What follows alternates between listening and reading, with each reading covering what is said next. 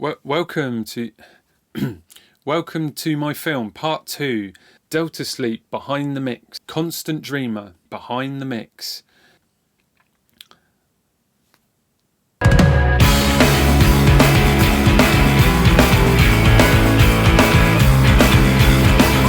So in the last film I gave a sort of bit of an introduction to this band and this session, and in this one we're going to actually look at the Pro Tools project and get involved with that.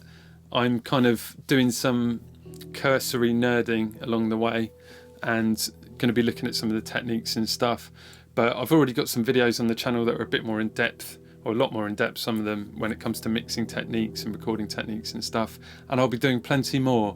So there we go. I've spoken more than I should already. Let's go. Alright guys, so we've got the session here, it's open. Let's have a little look inside and see what's going on. So let's have a quick scroll through the session so I can show you what bits and pieces we've got. So right at the top here, this is Perk. This is just a tambourine. Couldn't get a tambourine player, so Blake had to play this after the fact. Then we've got drums, all the purple stuff, drums. Bass guitar. These are the live guitars that were played along. Bass was all live. And then we've got some guitar overdubs, which have got room mics and things on. Vocals. These are all our kind of lead vocals. They were doubled. And then some backing vocal bits at the bottom. Let's have a listen to a bit of the whole kit to start with. You can hear the spill there from the guitars.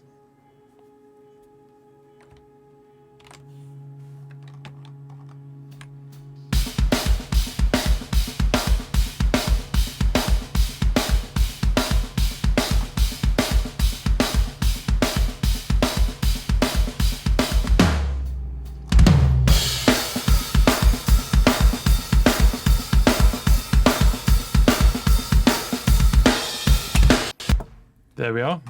So that's what the drums sound like once they're mixed, just soloed in the track. Let's have a look. So we've got a couple of close mics there. A ribbon that was just in front of the kick. They're all... No, the close mics and the sub kick are all going to this auxiliary here. So we've got an inner mic, outer mic. Bit more overall picture of the kick. Those together. And then the sub as well. So a sub kick, if you don't know, it's when you see people putting a speaker in front of a kick drum. It also works on bass guitar as well. And it originated from when people used to take an old NS10 speaker, a monitor speaker. You flip the polarity on it, so you just wire it the other way around and use it as it becomes a microphone, and it's just a good way of capturing that low subby energy. So if I solo this,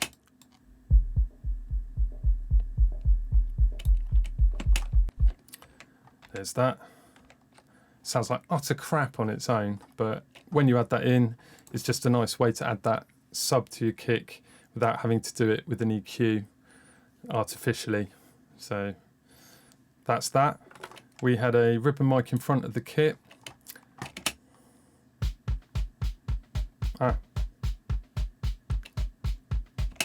And that's, as you can hear, that's gated, but that gate is being hit by this bus 15 is going to the input here of that gate, so that's opening whenever the kick drum close mic hits the threshold of the gate. So that's adding to my kick drum sound as well, because I already had enough kind of rim mics and stuff going on, I guess. Sometimes the mic in that position I would use as an overall kit mic, but in this case I've just used it to add to the kick drum a little bit. So this is all those together.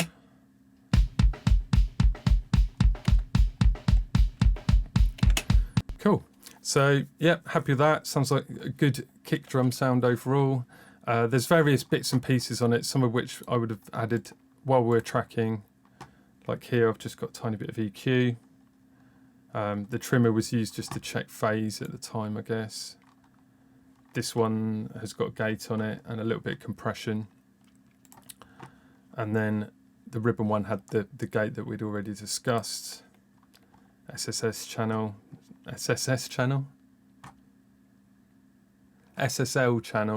and that's got some compression on it. So little tiny stuff, but it's basically what it is. And then that's all busing to this SSL channel here, which has got a little bit of brightness, sort of 8K on a bell curve, a little bit down below, 75K-ish also on a bell. And then I'm hitting the Pro Q2, which is pulling out some 300-400 range, and a little bit low downs, probably because I was getting enough from sub kick and things like that. Yeah, so that's that. And then I've got a trigger here, woo, or a sample, and let's have a listen with the sample.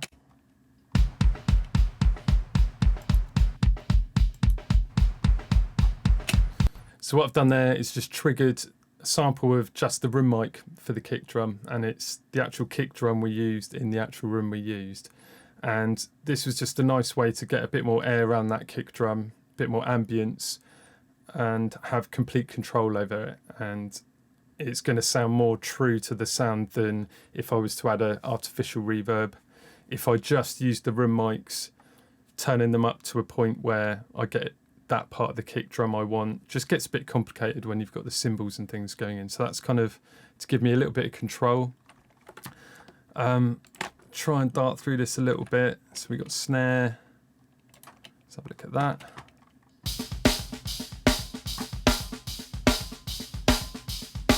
So that's the snare close, standard top and bottom. There is a bit of an expander on the close top in the form of this guy, which is the Debleeder by Wilkinson Audio.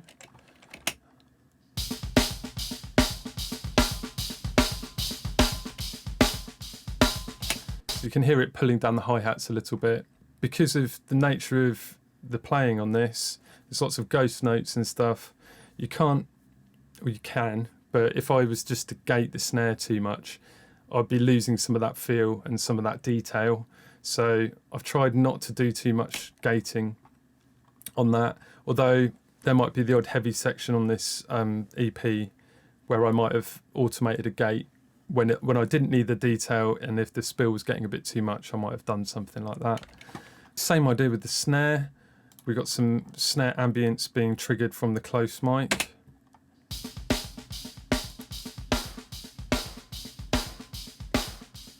So that gives us that control again of the ambience, and that ambience is hitting just an SSL strip, bit of compression, bit of brightness, a little bit in sort of 200 region just to give it some weight. But yeah, that's what I've done with the snare. And then we've got the overheads here. Let's have a listen to those.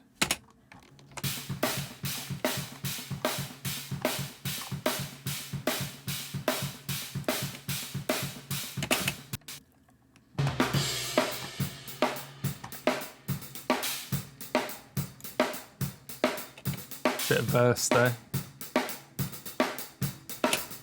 So those overheads sound really good. They're quite prominent in the mix. Processing wise, we've got a little bit of compression.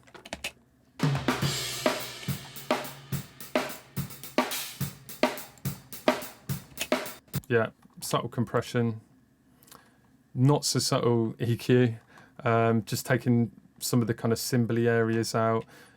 It's just kind of been carved. It looks a bit mad, that, but it's just been carved out so that I'm getting what I want from the overheads. So without it,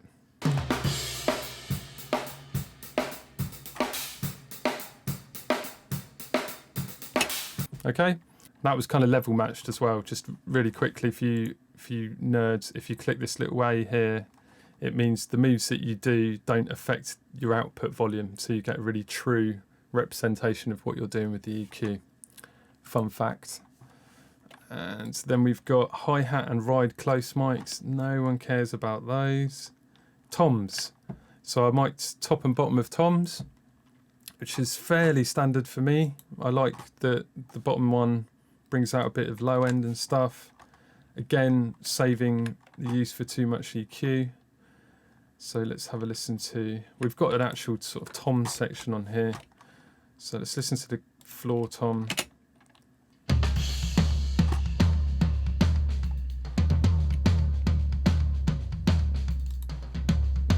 Just the top. Just the bottom.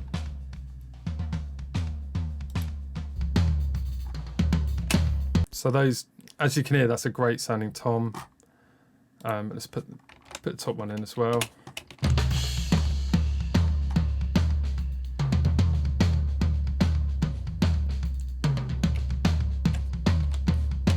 Okay, so yep, they've been cut out. Well, I've cut out the top one. I generally don't shy away from doing this with, especially with rock stuff, when you've got a lot of cymbals going on, rather than relying on a plugin that's going to kind of work for some sections and not other sections, and then you get into all this kind of automation because things are dynamic. What works for a section when someone's hitting the toms quite hard, then you get to a section where they're being a bit more gentle with the toms and the gate's not opening, and you get yourself into a world of automation and stuff. Sometimes it's easier to just get in there, chop them out, and then like here you can control how they decay. Don't do this just out of habit. Okay, so there's situations where your spill from your tom mics, especially in kind of more organic sounding stuff, is a really good thing. So perhaps experiment with just a section, taking the spill out completely like this, and just listen particularly to the snare and make sure you're not taking something away from the character of the whole kit. They're both just hitting SSL channel. This is the rack tom, just tickling a compressor, 2:1 ratio, bit of a high pass, bit of a bell curve boost 8 and 3, which is actually the default frequencies. I think this is probably where I just dialed it in a little bit in the studio and just left it, sounded cool. And then floor tom, yeah, similar kind of deal, only it's got a boost down at 90 on a bell curve. Yep, so subtle stuff there. Then we've got this smash mic, which sounds like this.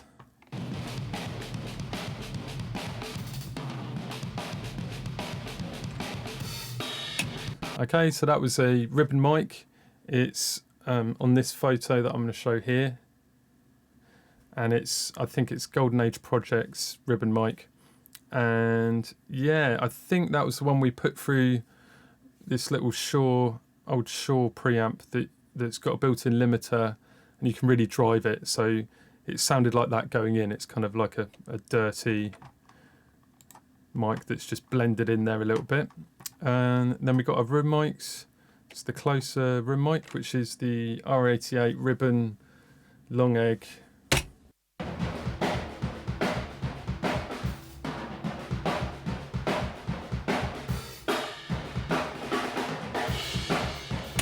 Okay, and that's got some EQ, pulling out some of those kind of 6K, 1.5-ish areas that tend to get a bit harsh with cymbals, especially if you're going to compress said room mics, which I did. So this is the Monster compressor. So this is what it sounds like without it.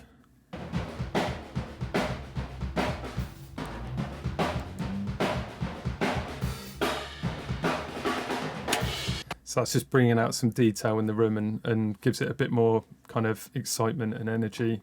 It's actually hitting the compressor pretty hard, but I've got the mix turned right down, so it's acting as a kind of parallel compressor. The other room mics are on the back wall. It's like a stone wall at the back of the room, and it's two 414s, kind of quite low down, probably chest height, just picking up the reflections of those back walls.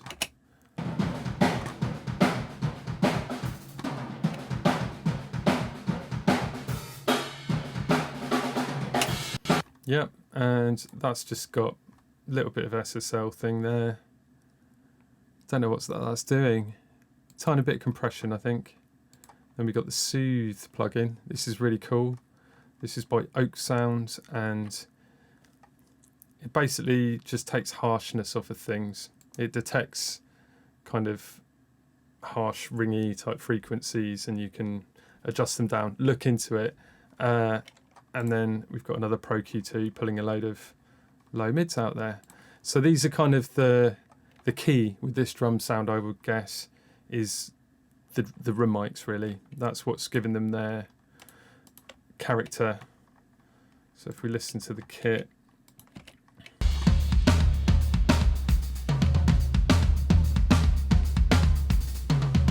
so that's all our close mics, without the triggered ambience, without the room mics. Bit of that smash mic in. It sounds cool, and you do get a sense of that room. But then if we listen to it with the room mics,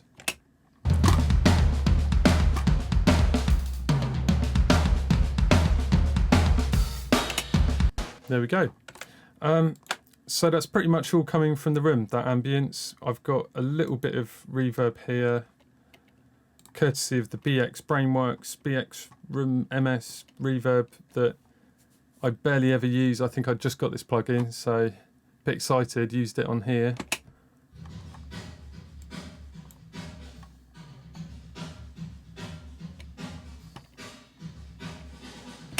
Now, although I hadn't used this particular plugin very often, it's something I quite often do, is just add a little bit of kind of short, sometimes it's a short plate, sometimes it's more of a room impulse type thing like this, just to the close mics and a little bit on the overheads sometimes, and it just helps glue the kit together. It stops that sound when you're trying to get more close mic and it starts separating from the kit a bit. This can help a little bit, just putting it in this subtly. So I can play the room or the whole kit without that, and then with. Let's see if you can hear it.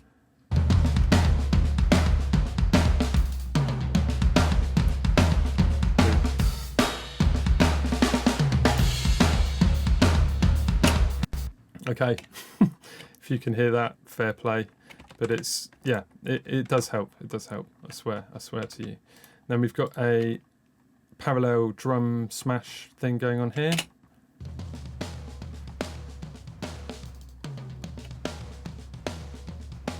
So this is just to give the whole kit some excitement, and punch, I suppose, is the key word here, because it's mainly close mics again being sent to it, and then it's hitting, oh, it's hitting this transient designer. Bit more attack, bit of sustain. This Opto model XLA-3 from Plugin Alliance. This is a really cool compressor. That was it. I just got the Plugin Alliance stuff, I think, and I was having a play with them. But I love this compressor. I use this.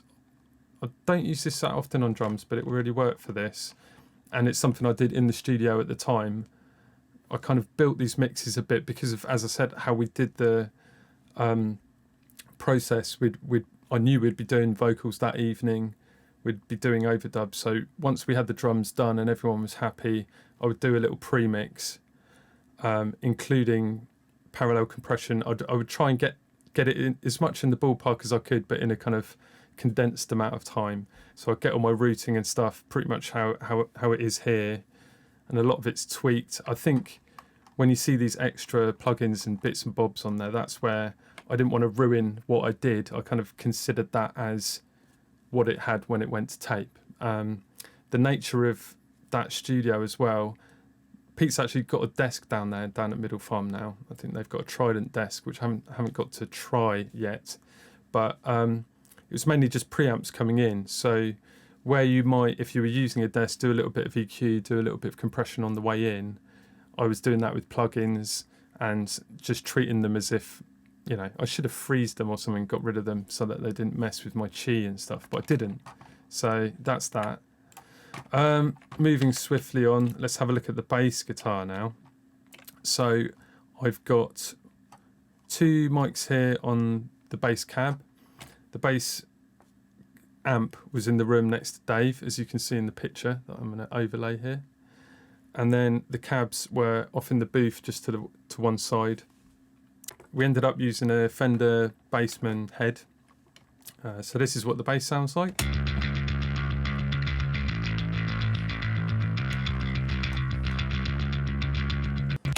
That's the amp there, with all the kind of stuff I put on the bus.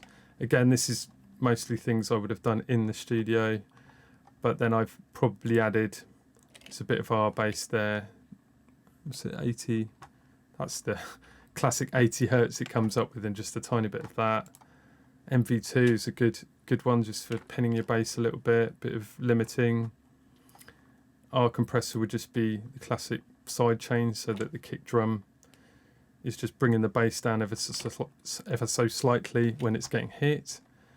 Yeah, and then the DI on this one has got the Ampeg plugin on it, and this, to be honest, you could do the whole thing with this plugin. This plugin's pretty amazing. I will show you. So this is just the DI.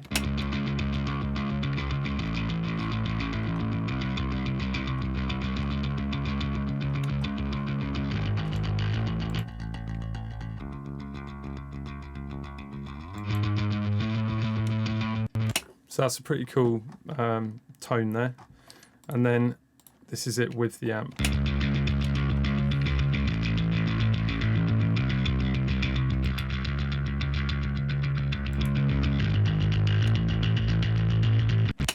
Yeah, so that DI actually became a huge part of the tone, and all this on. Oh, so this time adjuster here is just doing a little bit of a delay to compensate, because the round trip of the sound from the amp into the mics back through your preamps, blah blah blah, takes longer than the direct signal. So it's just kind of putting them to make them phase up a bit better, and that's it really. So that's our bass. So this is a bass and drums together.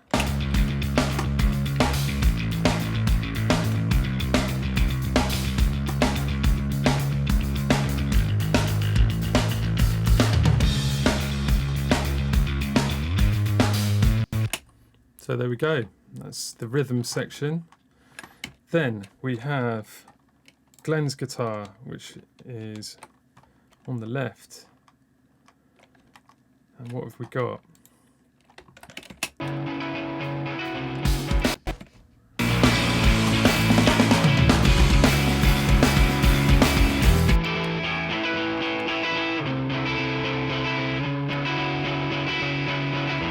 Bloody dog.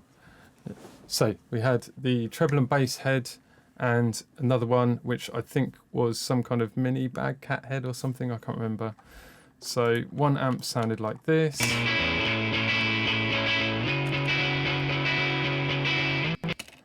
And the other one sounded like this.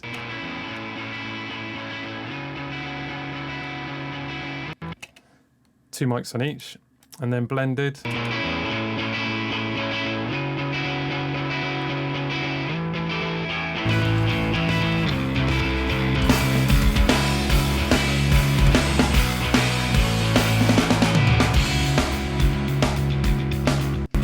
And that was a Fender Jazz Master. So other than some, what have we got? Bit of EQ there. The old FG Stress. I wouldn't like to speculate what that plugin is based on. And a bit of desk emulation. That's a really good plugin for bringing out the detail. We got a little bit of saturation. Maybe a tiny bit of EQ, nothing to write home about, from the Sheps Omni channel. And the trims are just doing automation. These are the ones, these VMR plugins here are just to check my phase when we were tracking. It's just a quicker way than going and playing with preamps. So yeah, that was the guitar blend I got, and it would have been what I stuck with. Then it's being sent to this reverb here. So this is the Outverb. It's impulse response reverb. It's quite a realistic reverb. And I sent the guitars to this. that I send a bit of the bass as well. And this was just to glue it and give it that live, bring back some of that live sound. Because as I said, we couldn't get away with everything being in the same room this time. This is the impulse that I found sounds closest to Middle Farm. And yeah, so let's just have a listen to that on Glen's guitar.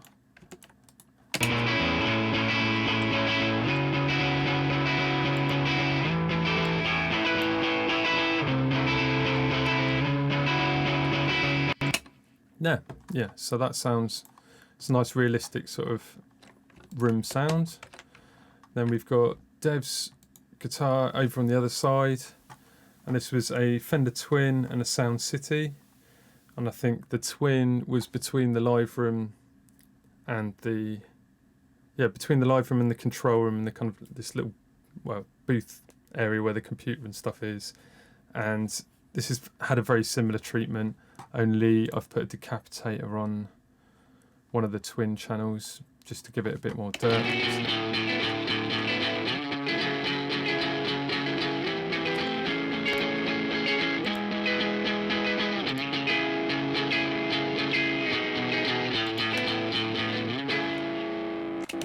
Yeah, so I've just kind of distorted that a little bit. It's got a bit of EQ, brightening, 3K kind of area.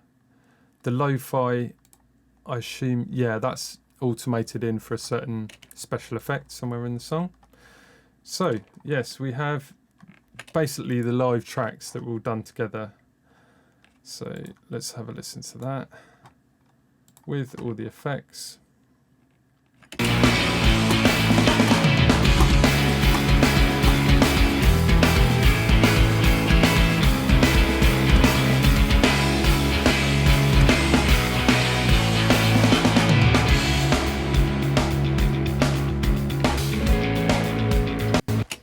There, so that was what was tracked down, and then let's have a look at some of the overdubs now.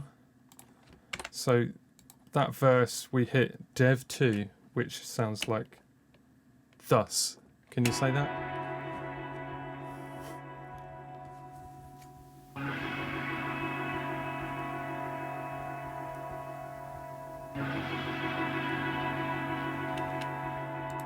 So that was a guitar going into a Leslie cab, and then there's a room mic, the same stereo room mic that I had up for when we were tracking the band. So that would have just been left there. The amp was panned either side, and then we've got the Leslie cab mic'd up as well. Might have had a space echo into it, but I'm not hearing much space echo. Let's hear that in context.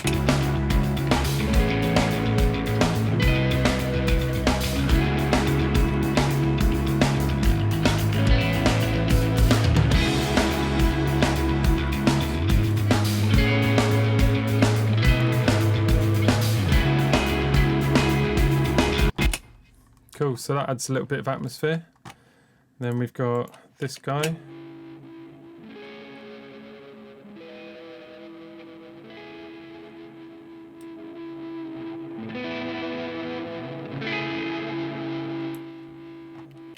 And that definitely is a space echo.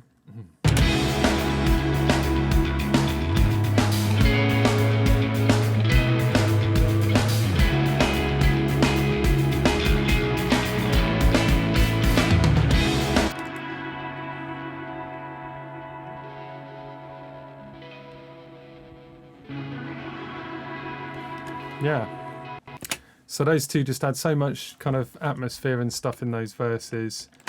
A bit of space echo, a bit of Leslie, can't go wrong. Now what have we got next? We've got one of Glen's overdubs. We're in Glen territory. Let's have a listen.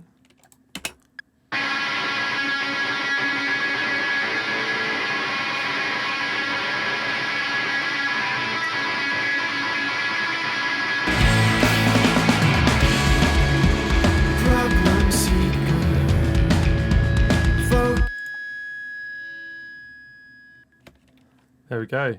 So that's just some fairly brutal fuzz in front of probably whatever rig he was using already. and I think he was stood in front of the amp to get that feedback. So that's pretty fun. And then we've got this one here.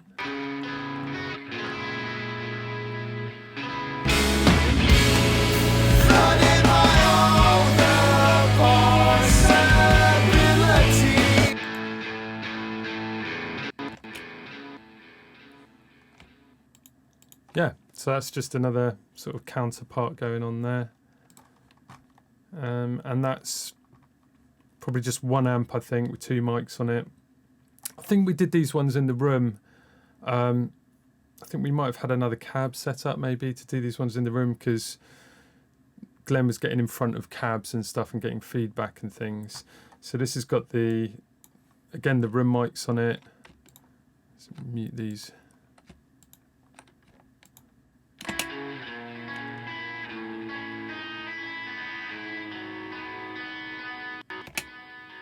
And I've put some delay on that as well, just in the form of H delay. That's that. What else have we got? We've got another Dev overdub here. Ah, it's the intro.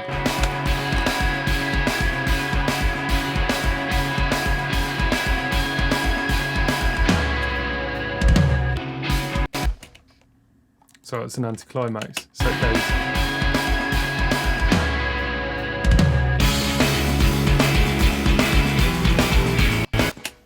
That's quite cool because it cuts to the more driving guitars. Then we got this guy at the end here.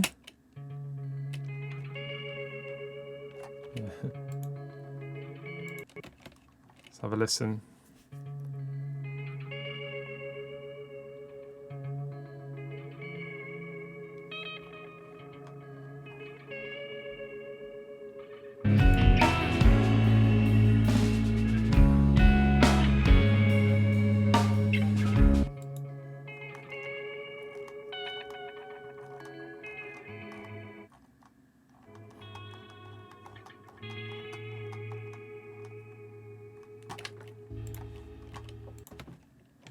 Yeah, so that was hitting a space echo, and I think I was just putting my finger on the capstan as it goes round. It's like a little rubber wheel that's taking the tape round, and if you just manually slow it down, it gives it that warbly kind of pitch bendy effect, which is just a cool kind of lo-fi thing that we added to the end there. So that's all the guitars and bits and pieces. Now we're on to vocals. So the vocals, we had this set up in the room. It was the Warm Audio 47 valve mic. You will see in a picture, no doubt. And this mic I'd never used before, and I really liked it. And it was in the room, just sort of stood behind the drum kit kind of thing, I think. And as I said, it's the object was to kind of get through a whole song a day. So we'd do the basic tracking and then do the vocal. So it's really nice to sort of sit down at the end of the day and have a song in the bag. And we did some of the overdubs the same day depending on the song, but I think some of those ones that I just played you with Glen's and stuff with the feedback, we might have used some of the last day to just do finishing touches. We did some keys, we did some of the gang vocals, group vocals, whatever you want to call them, at the end on the last day. But vocals were all done the same day. You've got, right, let's have a listen to the verse with a vocal, and I'll kind of break it down a little bit. Truth believer,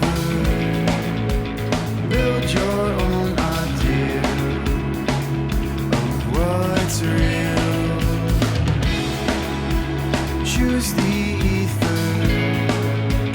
elevate your fear.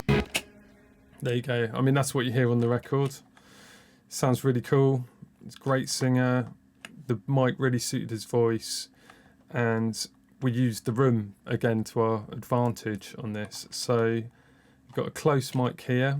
Truth believer, build your own idea Okay, and we've got some plugins and bits on here which I'll show you, but the vocals sounded pretty close anyway. It would have been going through some kind of 1073 style preamp, and I think it would be an 1176 compressor on the way in.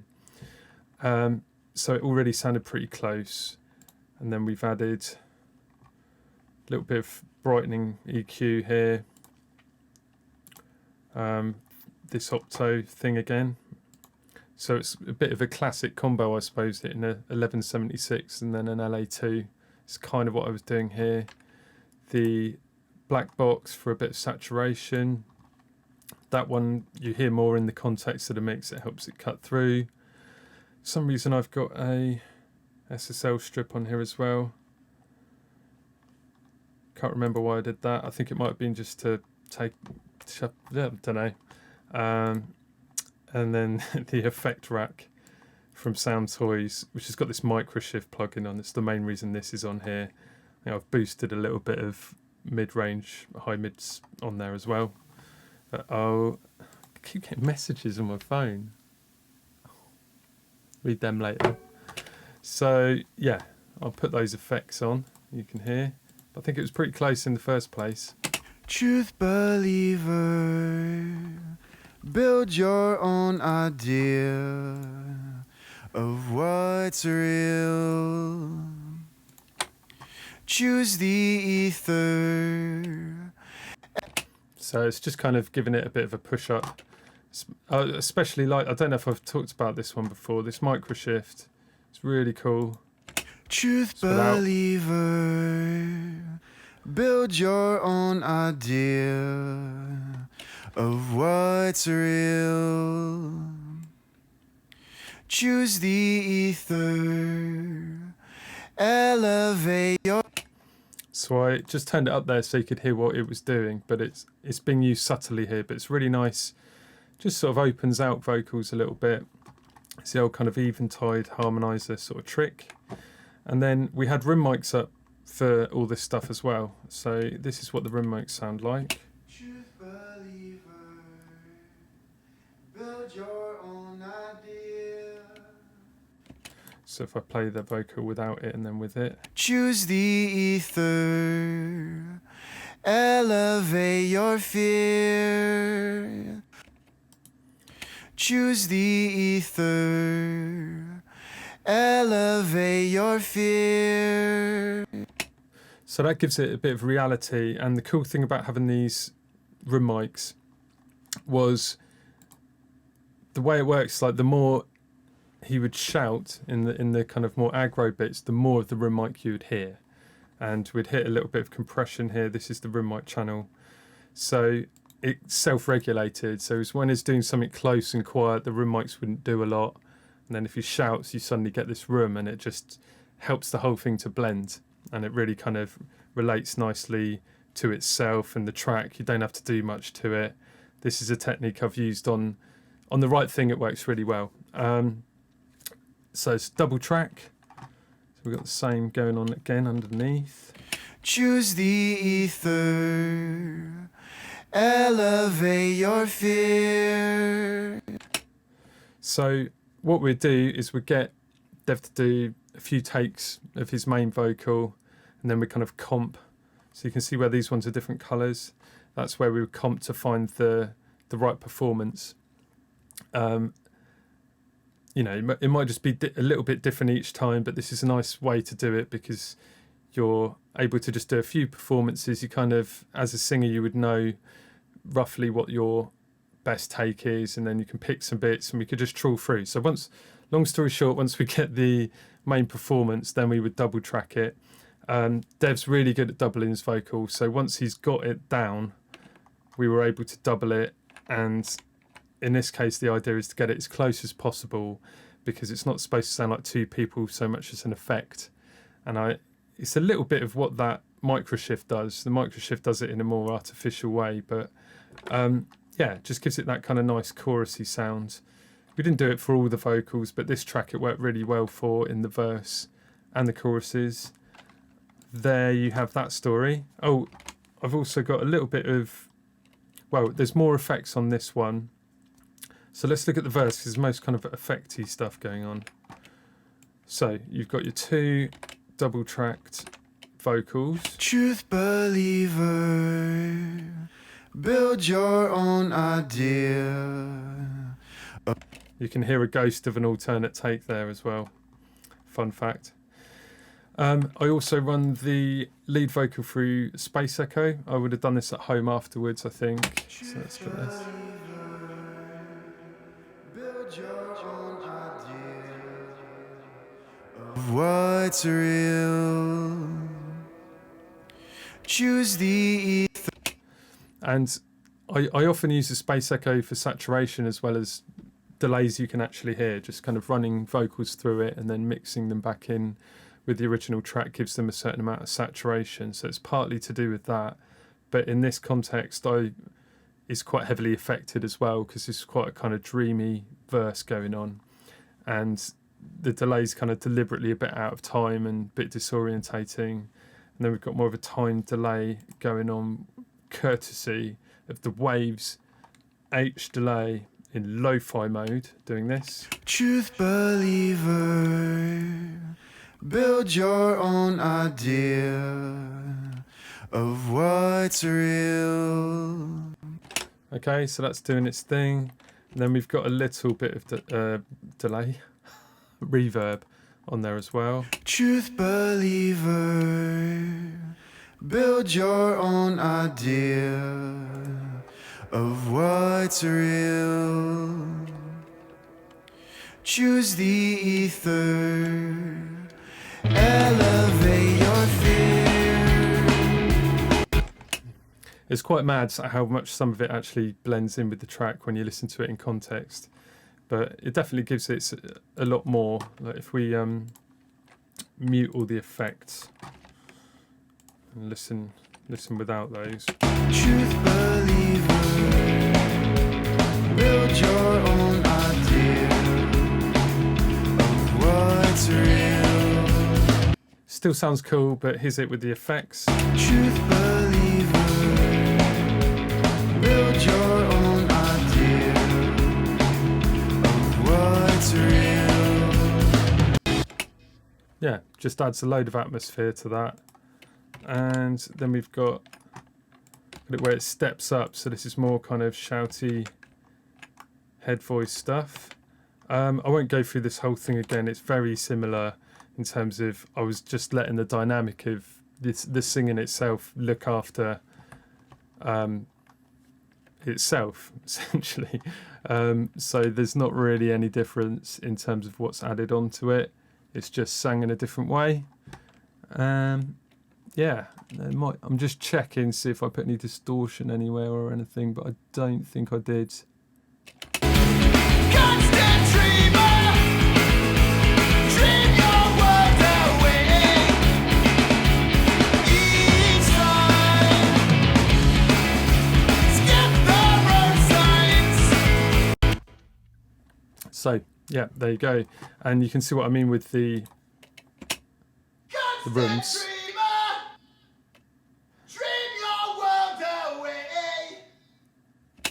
So, you know, the relationship between those is suddenly totally different because he's just singing louder. And most of it is just coming from the... If I muted the reverb... Constant dreamer, dream your world away. Each time. Yeah. It's basically looking after itself. The Thelenum Thelv. Okay, so let's just have a quick look at backing vocals.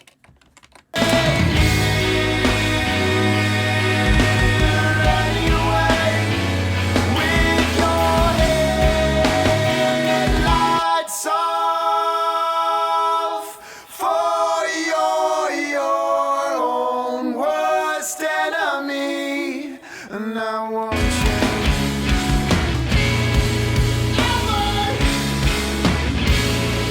Running my own the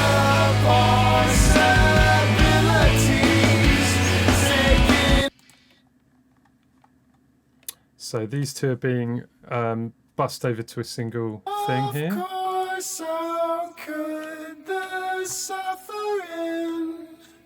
So these are quite heavily affected as well. You've got close and room mics on each one. And then they're being bussed over here. Got this ADT plugin. I'll play this without the delay on it. You'll be able to hear kind of what it's doing.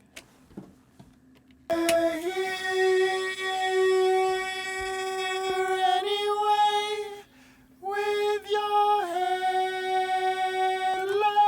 off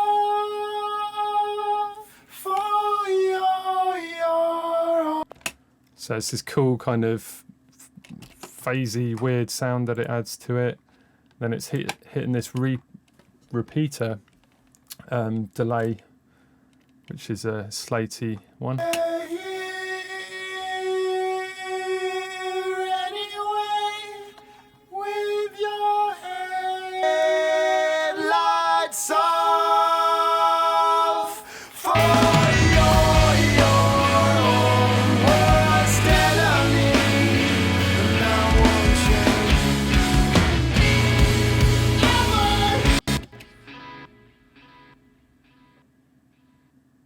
Yeah, so there you have it. That's that big moment at the end there.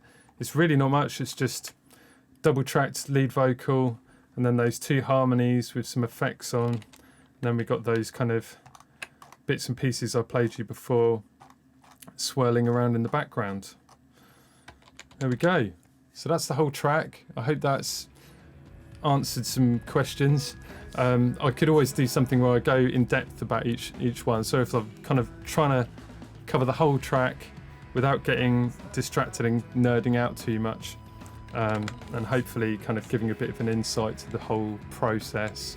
And I always think it's kind of cool to hear things soloed and stuff when I watch these kind of videos. So hopefully you guys enjoyed that. Let me know in the comments if there's anything else I can do to improve these videos, because there's no point me doing them if they're no good. And let me know. And take care, and I'll be back soon with more information films. Cheers.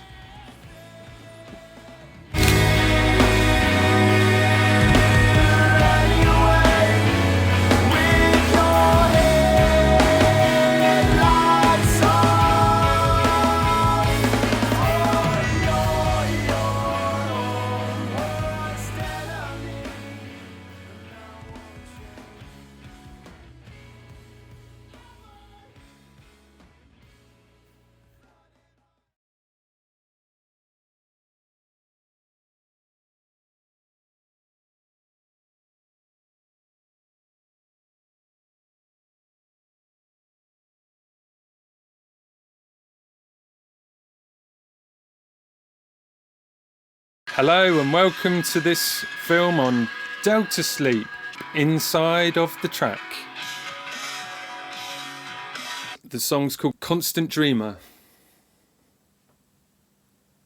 So as you can see here, the band really enjoyed working with me.